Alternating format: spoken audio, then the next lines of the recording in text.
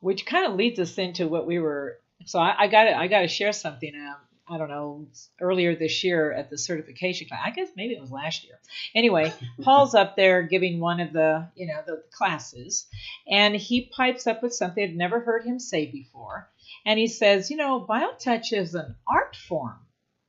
And immediately I went, oh my gosh, what a great thing to say, because when we are creating an art form, it's spontaneous. So, that took us into, oh my gosh, that's biotouch. When we were just talking about two people practicing it and being in that humanness, there's no concepts, there's nothing in the way of pure beingness in that moment and creating the possibilities for the body. With you when I talk about that art form years ago when I was out on the land studying with grandfather. Yeah. Grandfather actually studied with a teacher in New York.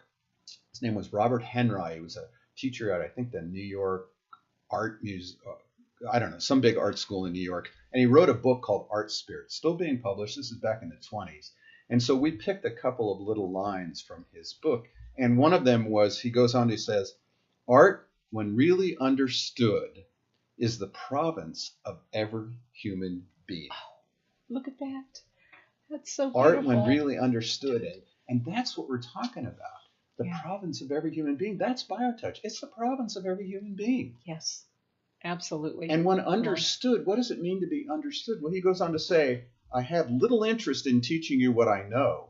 I wish to stimulate you to tell me what you know. Oh, dear. That's the one I loved. When I read that, I'm like, well, there it is right there. Because as Paul and I are always saying, this healing, this story unfolding, this awareness is innate in every single one of you. We all are just that.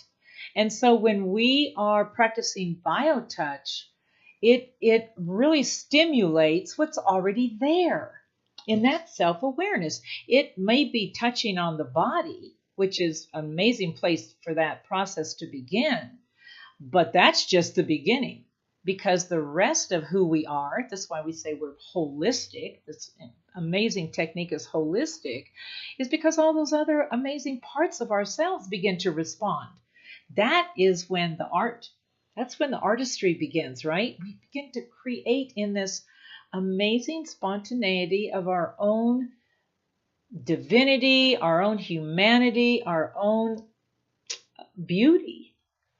And in that spontaneity, well, what's beautiful is, we just teach this how to touch a point. And we only teach you to take these two fingers and lightly touch another human being. And then we just give you permission, not that you need it, but in the healing world, there's all these systems that you have to fit into this. You have to center yourself. You have to perceive the light or the aura or the. In this one, you just reach out and touch someone, and the spontaneity you talked about, you just let the fingers go to whatever comes to you. People always say, well, can I do this? Can I touch here? Can I? The minute somebody says can, we always say to them, if it came to you, if you thought about it, do it. Do it.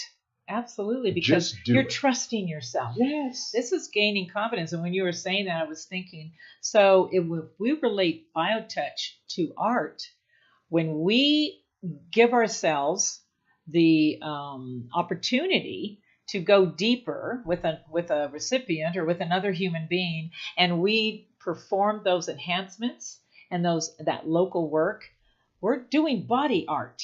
Because our fingers are just being guided by love.